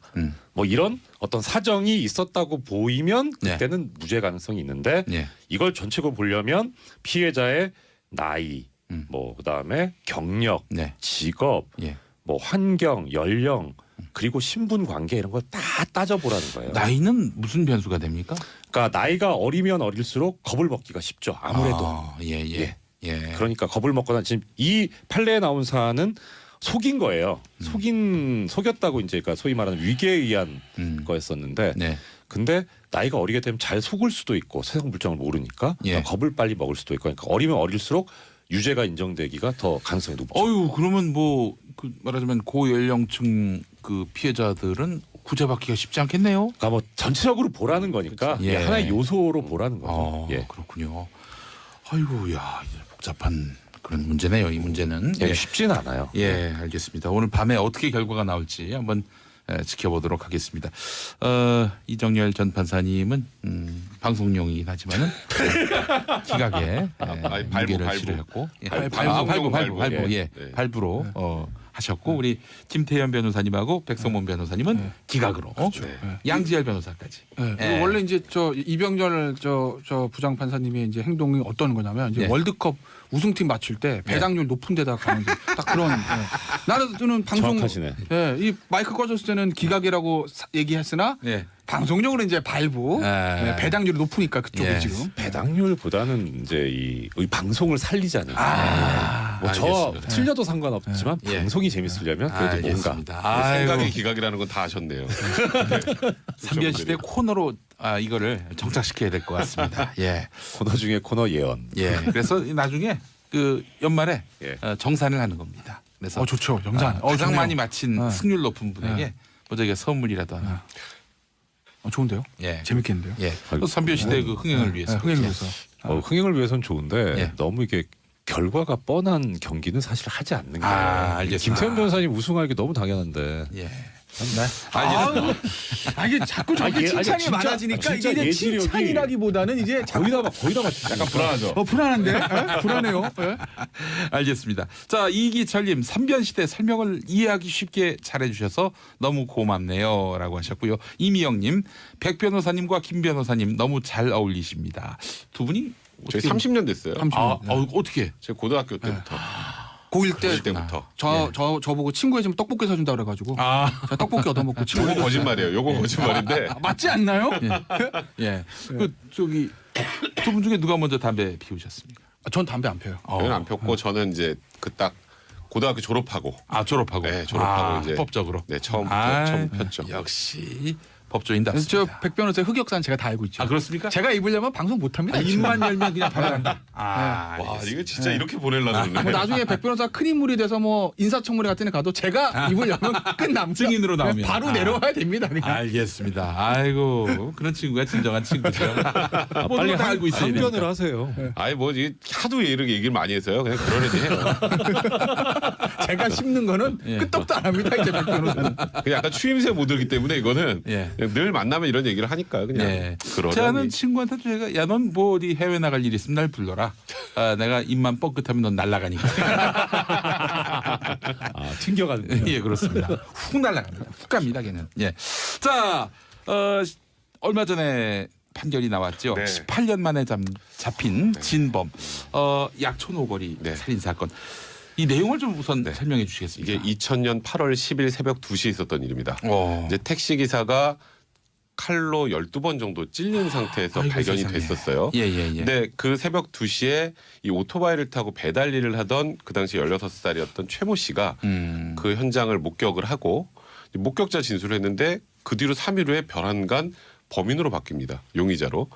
그리고 그 이후에 자백을 했어요. 자백을 하고 2001년에 1, 2심을 거쳐서 유죄 판결이 나와서 징역 10년이 선고가 됩니다. 1심에서 15년 나왔는데 이제 5년이 깎였죠. 그리고 10년을 다 복역을 하고 나와서 2013년에 재심 청구를 해서 이제 2016년에 이제 무죄가 확정이 됐어요. 근데 여기서 문제가 뭐냐면 지금 아까 2000년에 있었고 이 최모 씨가 10년을 이제 복역을 다 했다 그랬잖아요. 그렇습니다. 2003년에 진범이 나타납니다. 2003년에 진범이 나타나고 다 자백을 해요. 그리고 그 당시에 본인 친구에게 내가 이 택시기사를 어떻게 죽였는지 굉장히 상세하게 묘사를 했어요. 그리고 그때 그 친구도 얘기를 했습니다. 그럼 이제 이러면 이제 진범이 확인됐으니까 지금 감옥에 있는 이 최모 씨가 나오고 이 사람이 기소가 돼서 유죄가 나와야죠. 그렇죠. 근데 그때 덮습니다. 덮어요. 이제 이 수사를 했던 정말 끈질긴 경찰 한 분이 구속영장 신청을 했죠. 이 사람 진범이다. 그리고 자백 다 했고 그때 당시에 관련된 증언을 보면 이 사람이 진범이다라고 했는데 어떤 이유인지 모르겠지만 그 당시에 검사가 이건 뭐 지금 진짜 저기 범인은 감옥에 있잖아. 감옥에 있으니까 이거 영장 치면 안 돼. 그리고 영장을 신청을 기각을 해버려요. 허허. 기각을 하니까 지금 진범인 이 김모 씨가 갑자기 진술을 바꿉니다. 그냥 제가 친구랑 했던 얘기고 그거 저 한 거 아니에요. 그냥 가상으로 했던 얘기입니다. 그리고 이제 재심으로 해서 무죄가 딱 나오니까 그때 영장을 어찌 보면 기각했던 검찰이 4일 만에 이제 이 진범을 다시 잡아서 구속 기소를 했고요. 이 사람은 계속 부인을 했지만 1심, 2심 대법원을 거쳐서 이제 징역 15년이 확정이 된 거죠. 세상에. 아니 그 중간에 이렇게 진범이 나왔는데 말이죠. 이걸 보면요. 지금 뭐 검찰과 경찰의 검경 수사권 조정 가지고 싸우잖아요. 그러니까 권한을 떡을 누가 먹겠냐는 거 아니겠습니까? 어차피 두 중에 누가 하나는 가져야 되지만 이 사건만 보면 과연 경찰도 그렇고 검찰도 그렇고 이거 가지고 싸울 자격이 있는가라는 생각이 든다는 거죠. 그래도 경찰이 좀 더 자격이 있지 않나요? 똑같아요. 왜냐하면 보세요. 2000년에서 초동수사 얘기를 제가 말씀을 드릴게요. 당시 이제 경찰에서 초동수 왜 이 사람을 범인으로 지목해? 이 사람이 저 최모 씨가 당시 16살 배달하는 사람입니다. 그럼 제일 사회적 약자예요. 그렇지 않습니까? 그런데 여관방에 감금하고 폭행해서 허위 자백이 있었어요. 근데 자백만으로 되는 건 아니니까 물증이 하나 있어야 되잖아요. 물증에 뭐 있었냐면 배달하니까 오토바이 있잖아요. 오토바이에 칼이 있었다는 거죠.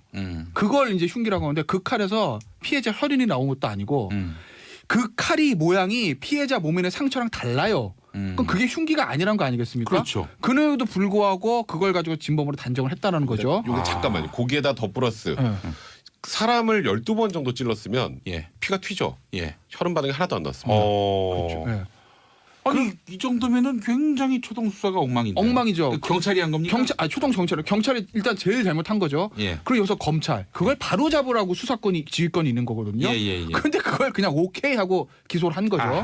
그 다음에 2003년에 진범 나타났을 때 그때는 이제 군산경찰서에서 황모 반장인가 그분이 진범이야 하고 잡아가지고 영장을 신청한 건데 검사가 그걸 뭉갠 겁니다. 여기서 검찰 또 엄청난 잘못이 있는 거죠. 근데 검찰은 왜 그 진범이 나타났고 사건 자체의 그 구성 자체가 다 바뀌는 본인들이 잘못했다는 걸 그렇죠. 시인해야 되잖아요. 그게 싫어서. 네, 그렇죠. 하하이란 그런 사람들 때문에 이 최모 씨가 10년이나 진짜 이 젊은 청춘을 다 교도소에서 보내야 됐고 그리고 살인자로 몰렸잖아요. 지금까지 이 재심 통해서 무죄 나오기 전까지는 사람들은 손가락질 받는 살인자였던 거예요. 참 그때 저는 정말 수사했던 사람들, 그다음에 뭐 그 경찰들, 경찰 중에 한 명은 이 재심 사건에서 증언하고 자살했습니다. 그다음에 그 당시에 검사. 그리고 그때 재판했던 판사들도 마찬가지예요. 이 정도 증거 상황에서 자백만 있다고 유죄가 나오는 것도 저는 상식적으로 말이 안 돼요. 근데 그 중에 누구도 사과하고 있지 않아요. 그 장자연 씨 사건 재수사를 할 것 같은데 이미 검찰은 뭐 별 문제 없다. 이게 거론되고 있는 유명 인사들, 명망가들 별 문제 없다 이렇게 결론을 냈는데 이거 재수사해서 과연 그 제대로 된 어떤 결과를 낼 수 있을지 덤박 의심이 드는데요. 사실 뭐 그 부분도 그러니까 그 과거에 당시에 수사했던 분들 중에 지금 나오는 진술들 보면 도저히 이해 안 되는 것들이 좀 많이 있잖아요. 이제는 바로 잡아야겠지만 그 당시에 수사했던 분들이 그걸 인정할지에 대해서는 똑같이 의문이 드는 거죠. 그게 사실 그래서 이 사건에서도 얻을 수 있는 교훈이 뭐냐면 사실 자백을 하면 그 자백을 한 사람에 대해서 어떤 평가를 하게 되냐면은 진실이니까 자기한테 불리한 걸 얘기를 했겠지. 왜 자기한테 불리한 걸 거짓말을 하겠느냐라는 심리가 기저에 깔려 있어요. 근데 저희 이제 뭐 연수원에서 많이 그때부터 배웠는데 자백을 절대로 믿지 말라는 걸 배워요. 그러니까 그거는 그야말로 내가 낮은 형을 그러니까 형량을 낮게 선처받기 위해서 하는 그런 것일 수도 있지만 어떻든 계산된 행동이라는 거예요. 자백은. 그래서 아까 백 변호사님 말씀하신 대로 자백을 일단 논외로 하고 혈흔도 없고 뭐 어떤 정황도 이상하고 그러니까 그것만 갖고 기소하고 처벌하는 게 사실 어려운데 그 자백을 너무나 믿어버리는 수사관행 재판관행이 있었고 그렇기 때문에 허위 자백을 받아내는 것까지 무리수가 동원이 됐던 거고요. 또 백 변호사님 정확하게 말씀하셨는데 일단 무죄라도 나왔으면 그러니까 진범이 아닌 사람이 억울한 사람이 무죄라도 나왔으면 그럼 얘가 진범이구나 하고 구속을 할 텐데 검찰 입장에서 보면은 아직 무죄도 안 나왔는데 오히려 유죄가 나올 판인데 지금 진범이 나왔다고 구속을 한다? 이거 자기 잘못을 빨리 인정하는 게 사실 중요한 자세인데 그걸 안 하는 거예요. 그 법원도 왜 그렇게 판결을 내렸는지. 법원도 자백을 너무 믿어서 그래요. 너무 그러니까 검찰, 경찰 마찬가지고 법원도 그렇고 당시 이제 국선 변호사가 있었을 거예요. 모든 사람들이 너무 편하게 갈렸던 거죠. 자백이 있고 나름대로 이게 흉기라고 하니까 쉽잖아요. 판결하기도 쉽고 변호하기도 쉽고 그래서 너무 편하게 가려고 했던 거 아닌가 싶어요. 자, 김무성님 눈물 나고 손이 부들거린다. 쓰레기 같은 검경. 이런 글을 남겨주셨습니다. 국민 세금으로 헛짓했다는 이성수님 의견까지 소개해드리겠습니다. 자, 3변시대 김태현, 백성문, 이정열 우리 세 분의 법조인들 감사합니다. 고맙습니다. 김용민의 정치 쇼 4부 시작하겠습니다. 지선이네 시간입니다. 지선이라는 친구 있었습니까? 동급생 중에서 뭐 ABC까지 있었죠. 그렇죠. 김지선, 박지선, 이런 뭐 그렇습니다. 친구 와이프 이름이 지선이었던 것 같네요. 생각해 보니까. 저도 뭐 김지선이라고 초등학교 때 동창도 생각이 나고 그러는데 자, 이 사람 이름 지선이 아니라 지방선거를 줄여서 지선이라고 합니다. 저희가 또 한 2년 뒤에는 총선 이내로 이제 또 이 코너를 뿌려갈 예정입니다. 6.13 선거 지방선거를 뒤흔들 변수들을 꼽아보는 시간입니다. 이 시간 짧지만은 이 시간 함께 하시면요 정치판의 그 큰 그림들을 하나씩 갖고 가시는 겁니다. 빅픽처를 말이죠. 자, 최고의 정치 분석가 두 분입니다. 더모아의 윤태곤 정치 분석실장 어서 오십시오. 네, 안녕하세요. 네, 윈지코리아의 박시영 부대표님 어서 오십시오. 반갑습니다. 아이, 고맙습니다. 자, 이 미세먼지를 뚫고 오셔서 정말 감사합니다. 예. 자, 미세먼지 이게 6.13 지방선거의 변수가 될 것인가라고 이제 대본에 적혔을 때 제가 처음엔 좀 웃었습니다. 6.13 지방선거가 뭐 2달 한 보름 남았는데 그때까지 이 이슈가 갈 것인가 하는 생각도 있었고요. 그리고 미세먼지 이걸 누구한테 책임을 물을 수 있겠는가라고 했을 때 답이 없어서 변수가 될까 싶은데 변수가 된다고 보시는 거 아닙니까? 그럼요. 저는 그렇게 생각하는 게요. 예. 재작년 대선인가요? 우리 대선이 5월 달에 있었잖아요. 그렇습니다. 그때도 기억해 보시면은 이게 특별히 어느 후보한테 유리하거나 불리한 것은 아니었는데 되게 주요 의제로 떠올랐었어요. 환경 외교를 하겠다. 뭐 이런 공약을 내세우겠다. 저런 공약을 내세우겠다. 나왔었고 지금 현재 또 미세먼지에 대해 가지고는 주부들 엄마들의 여기에 대한 이제 소구력이 엄청나거든요. 엄청납니다. 예, 그건 맞아요. 진짜. 그 대선 때부터 올 겨울도 그렇고 지금까지 계속 이어지고 이건 뭐 청기를 제가 읽을 줄은 모릅니다만은 3월, 4월에도 계속 이런 현상이 지속될 가능성이 높은 거 아니겠어요? 또 과거 우리 되돌아보면은 2010년 지방선거 같은 경우에는 무상급식 말하자면 이제 애들 밥 먹는 거 가지고 전국 선거가 좌지우지됐거든요. 이게 이제 특별히 이제 뭐 어느 당에 유리하다 불리하다로 말하기는 쉽지 않겠지만은 주요한 변수가 될 것이다. 그리고 이 미세먼지는 여기서 그치는 게 아니라 보건 문제, 대중교통 문제, 자동차 정책 문제, 에너지 문제까지 확장성이 엄청나게 큰 거거든요. 네, 저도 그렇게 생각하는데요. 왜냐하면 그 지방선거는 남성층들은 주로 정치적 판단에 의해서 선거합니다. 왜냐하면 정책에 대해서 잘 몰라요. 사실은 출퇴근하는 직장인들이 많고요. 그래서 주거 환경에 대한 관심보다는 정치적 판단으로 되게 투표를 하는데 여성층들은 상대적으로 정책에 관심이 많습니다. 그래서 미세먼지는 윤태곤 시장 말씀하신 대로 지난 대선 때도 이슈로 불거졌고 주부층들이 굉장히 관심 있는 이슈임에 틀림없습니다. 그리고 정책 이슈 중에 저는 3대 이슈 중에 하나라고 봅니다. 주택 문제, 교통, 이 미세먼지 이게 보통 3대 정책 이슈가 되지 않을까 이렇게 보는데요. 사실 총선이나 이런 때는 정책 이슈가 생활 밀착형 공약들이 크게 먹히지 않습니다. 그러나 이 지역 일꾼을 뽑는 이번 지방선거의 특성상 정책 이슈가 좀 더 소구력이 클 가능성이 있습니다. 특히 더 지역민들하고 밀착하게 그 접촉면을 가지고 있는 기초의원이나 광역의원, 기초단체장 이쪽은 좀 먹힐 가능성이 있고요. 상대적으로는 광역단체장이 선거에서는 조금 약할 가능성이 있는데 최근에 이제 박원순 시장 관련해서 이 미세먼지 정책하고 좀 논란이 있어서 이게 어떻게 흘러갈지 좀 지켜봐야 할 것 같습니다. 휴교령 얘기를 했고요. 박영선 의원은 수소자동차 얘기를 했나요? 뭐 약간 여러 가지 대책이 나오고 있는데 확실히 이제 4월 총선 이때는 미세먼지가 가장 극심할 때 아니겠습니까?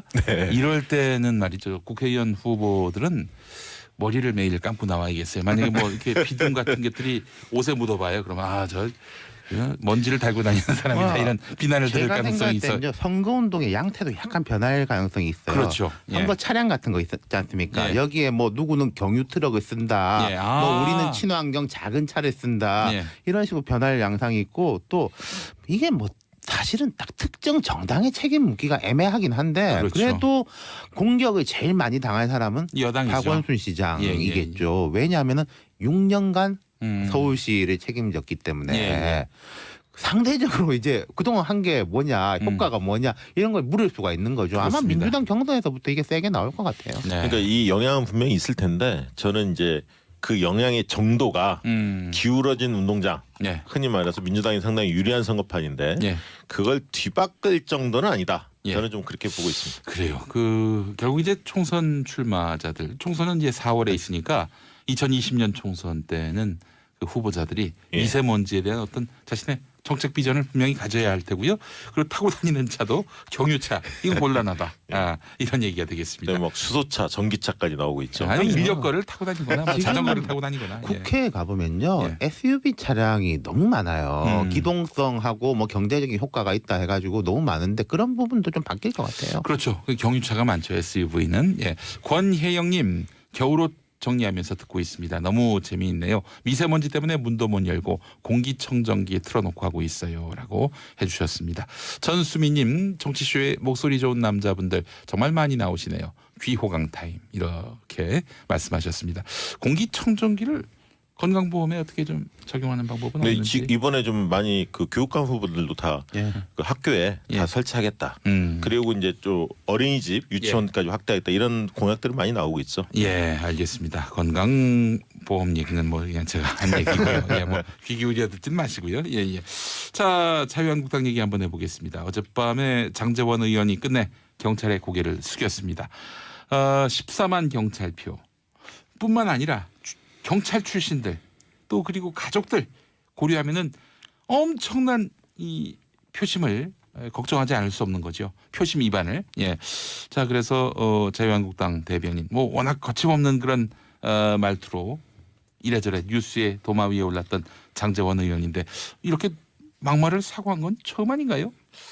저도 근래 좀 보기 어려운 장면이 아니었나 싶은데요. 최근에 이제 자유한국당 보면 대표나 원내대표, 대변인 모두 이제 막말에 상당히 일각이 있습니다. 원내대표 요즘 제일 그래도 이렇게 다독거리고 주워담고 수습을 하는 요즘 역할을 맡고 있습니다. 어쨌든 경찰 가족이 지금 150만 명 가깝게 된다고 하죠. 그렇죠. 그러다 보니까 이제 선거를 앞두고 자유한국당 입장에서 큰 부담이 아닐 수 없습니다.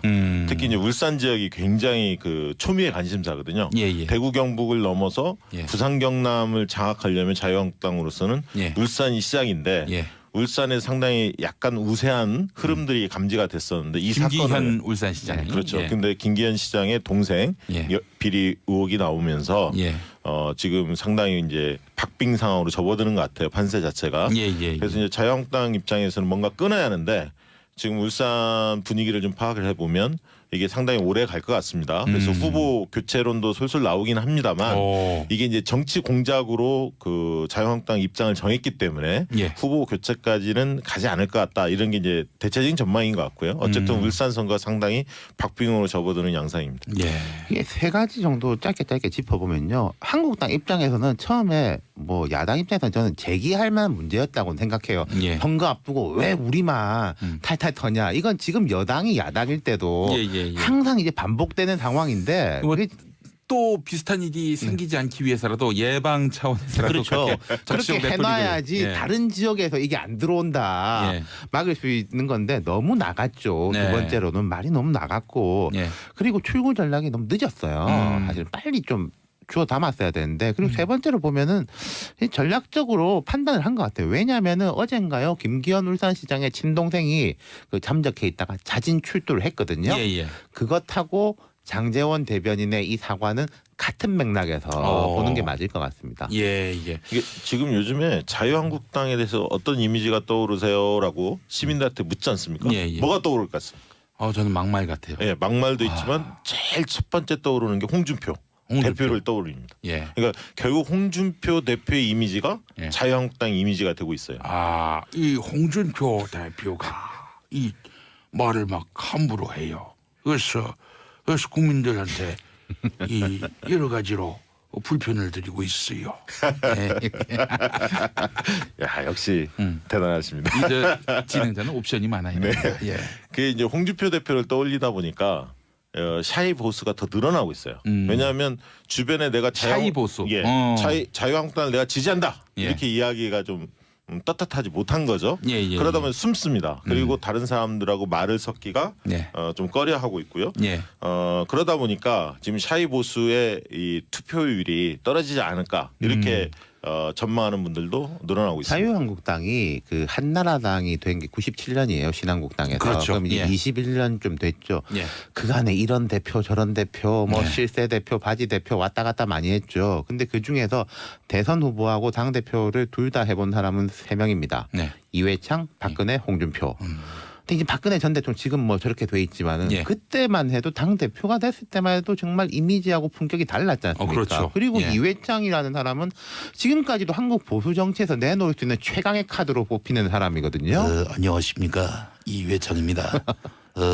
아름다운 원칙 이회창이었습니다. 툭 던지면 나오는군요.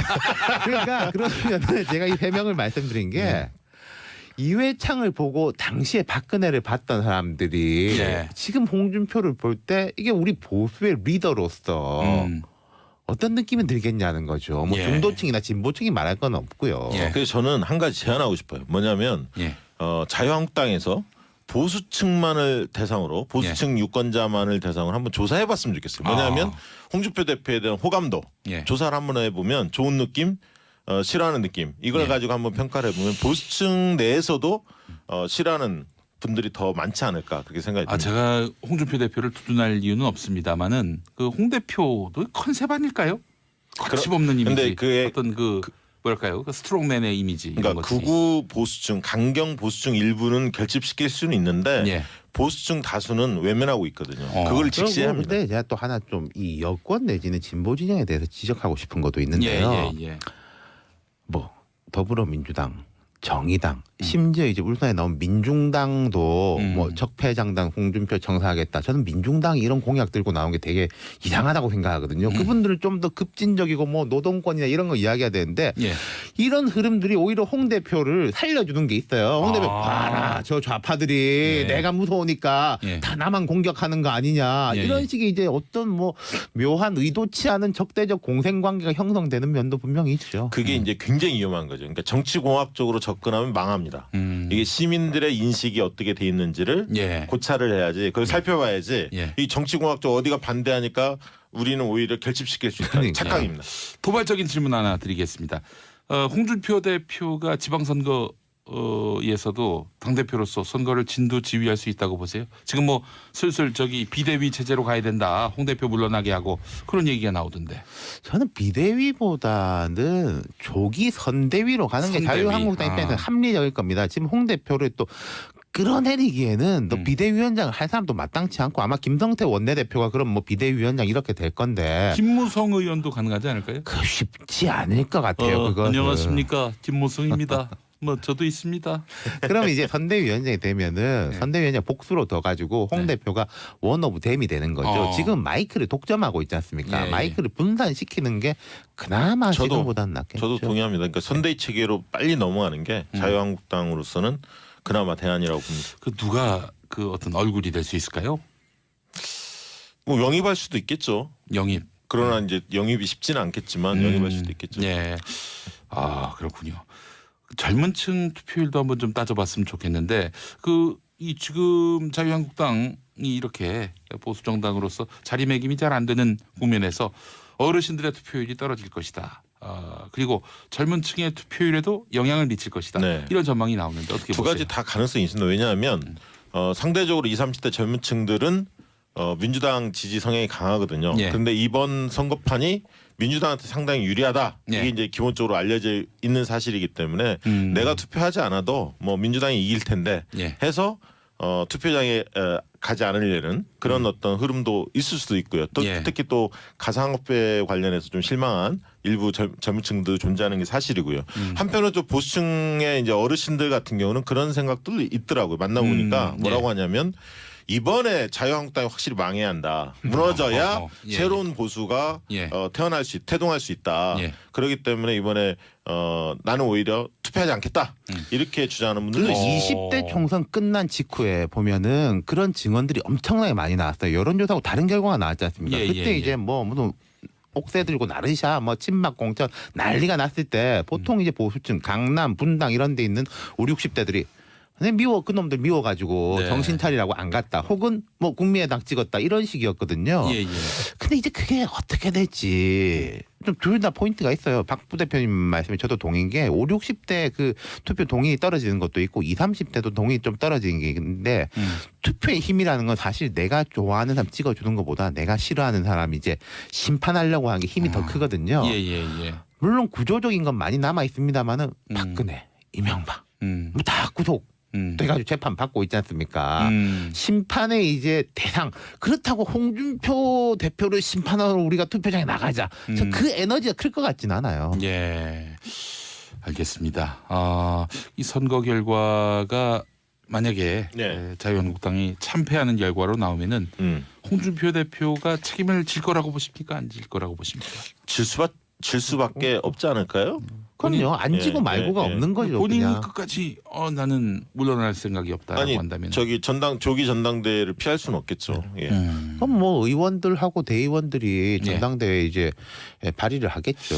아마 대안부재론을 얘기하면서 실제로 사실 홍준표 대표 물러나면은 당장 선대위 간판도 지금 누구로 할지 불명확한 지금 상황인데 이게 잘 보셔야 할 게 조기 대선을 한 다음에 거의 1년 만에 치러지는 지방선거예요. 그리고 대선에 패배했던 분들이 다 당대표로 복귀를 내서 지금 치르고 있거든요. 그렇죠. 예. 홍준표, 유승민, 뭐 안철수 등등등. 그렇기 때문에 잘 보시면 이번 지방선거 끝나면 차기 총선까지 한 2년 남았습니다. 예. 그렇기 때문에 당을 뭔가 새롭게 복구하고 이런 시간들은 꽤 있는 거죠. 예. 급하게 할 게 아니라 그런 측면에서 본다면 새로운 보수, 뭐 건전한 그렇죠. 보수를 자임하는 분들이 이제 뭐 치고 나오겠죠. 예, 알겠습니다. 민주당도 8월 전당대회가 예정돼 있기 때문에 그러니까 보수 쪽이고 진보 쪽이고 간에 다시 이제 새로운 리더십을 형성하고 총선을 대비하는 그런 시간이 될 겁니다. 지방선거 이후에는. 예, 알겠습니다. 저기 바른미래당 얘기도 한번 해봐야 될 텐데 오늘 뭐 일부 일간지가 낮 2시에 안철수 대표가 서울시장 출마 선언을 한다. 이렇게 보도를 했는데 지금 그 기사가 안 보여요. 오전에 일단 저기 원희룡 지사 인터뷰가 좀 떴었죠. 제주에 이제 그 지사잖아요. 바른미래당 소속인데 탈당 가능성을 시사했습니다. 그래요? 실제로 이제 원희룡 지사 같은 경우 여론조사 돌려보면 바른미래당 소속으로 나올 때보다는 무소속으로 나오는 게 좀 더 유리하다. 이게 이제 여론조사 결과들인 것 같아요. 그러다 보니까 고심이 깊어졌고 무소속으로 탈당 가능성이 좀 점쳐집니다.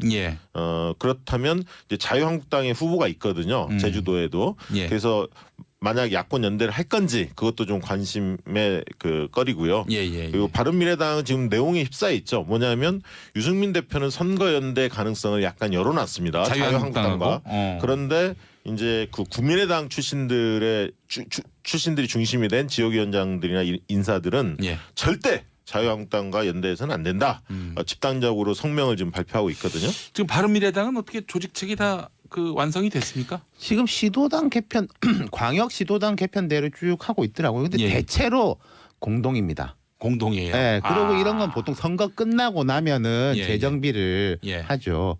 안철수 전 대표 뭐 저는 최종적으로 서울시장 출마할 걸로 봅니다만 오늘은 아닐 거예요. 오늘 아니라고 밝혔어요. 왜냐면 오늘 큰 이슈들이 워낙 많이 그러니까요. 터져서. 뭐 김정은 북한 저기도 중국 갔다 온 것도 있고 하니까요. 그래요. 그러면은 지금 저 생각에는 이렇게 공동 시도당 위원장이 구성됐다면은 뭐 그 하부 조직은 또 말할 것도 없는 거 아니겠습니까? 일단 지방선거 때는 그냥 이게 대강 뭉뚱그려서 가는 근데 거죠. 후보는 한 명인데.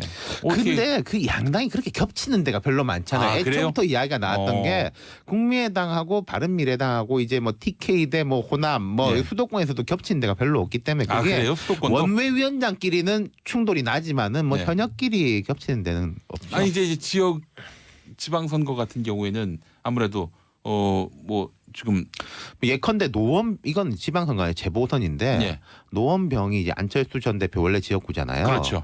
여기 이제 바른미래당 출신 이제 이준석 씨가 이제 열심히 뛰고 있지 않습니까? 지역위원장이죠. 그런데 공천 같은 경우에 좀 재밌을 수 있는 거죠. 어떻게 될지. 안철수 대표가 지금 의원직을 내놓은 상태니까 뭐 당연히 이준석 씨가 뭐 자기 상징성이 있는 사람 예를 들어서 안 전 대표의 뭔가 이미지가 겹치는 사람을 생각할 수도 있는 거죠. 속마음은 모르겠습니다만은 그리고 예를 들어 송파을하고 노원병하고 같이 있지 않습니까?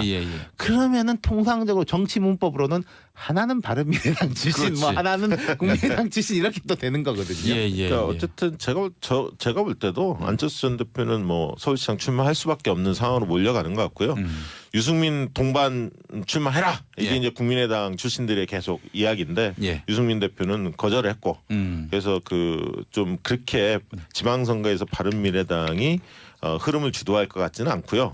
아까 이제 투표율 얘기 좀 나왔는데 계속 그 지방선거에 있어서 2010년, 14년 이렇게 쭉 보면 투표율들이 한 2점 몇 %씩 꾸준히 올랐습니다. 그래서 이제 2014년에는 56.8 정도 나왔는데요. 특히 이제 20대들이 기존 2010년에 비해서 6.8%포인트가 올랐거든요. 그럼에도 불구하고 48.2%였는데 20대 30대의 투표율이 50%를 넘어설지 계속 꾸준히 높아졌거든요. 그게 이제 관심거리인데 아까 얘기했듯이 이게 이제 한쪽으로 확 기울어진 싸움이면 투표를 안 할 가능성도 있기 때문에 민주당으로서는 그 부분이 고민이 될 겁니다. 알겠습니다.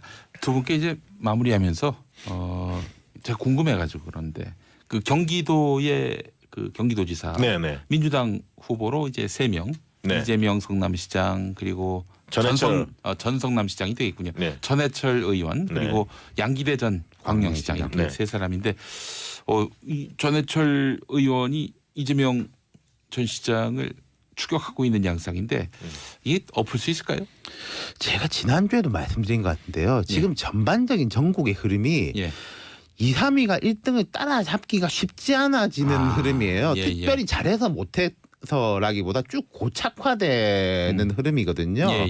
저는 좀 뭐 현재로서는 쉽지 않아 보이네요. 지금 사실 민주당 당원들의 정서 중에 하나는 현역원들을 그렇게 내세울 필요가 있느냐라는 정서가 실제로 존재합니다. 왜냐하면 일당을 사수해야 하는 문제도 있고 그리고 실질적으로 이재명 시장이 상당히 앞서 있죠. 여론조사 결과를 보면. 그래서 저는 이변은 없을 거다. 좀 그렇게 보는 편입니다. 이재명 시장이 유리할 거다고 봅니다. 하나 더 쭉 짚어보면요. 이재명 시장이 되게 선거 같은 데서 영리한 게 남경필 지사하고 계속 각을 만들면서 이쪽 사람들하고는 상대를 안 해요. 계속 우리 둘의 싸움이다 이런 걸 만들어 나가고 남경필 지사 입장에서도 굳이 마다할 필요가 없지 않습니까? 그렇기 때문에 뭔가 이제 저기는 메이저리그 여기는 마이너리그 이렇게 보이는 효과를 가져오는 거죠. 그 이번 상황이 선거 상황이 5월달 돼야 시민들이 관심을 가질 것 같아요. 그전에는 지금 대형 이슈들이 너무 많아서 그래서 이 판세가 당내 경선에서 4월달에 당내 경선을 하는데 크게 바뀌지는 않을 것 같습니다. 5월 가선 또 북미 회담이 또 그렇지만 이제 5월달에 이제 본선이 붙기 때문에 국민들이 이제 관심을 가질 겁니다. 으쌰으쌰 하는 거죠. 분위기가 출렁출렁하고. 아이고 참 지선이네. 그 저희가 다음 주부터 한번 이거 해보면 어떨까요? 내일 당장 선거가 있을 경우에 누가 당선될 것인가? 광역단체장 중심으로. 그 한번 다음 주부터 저희가 그런 코너를 돗자리 펴야겠네요. 그렇죠. 그래서 이제 만약에 많이 틀렸다, 크게 틀렸다, 개망신을 당하는 겁니다.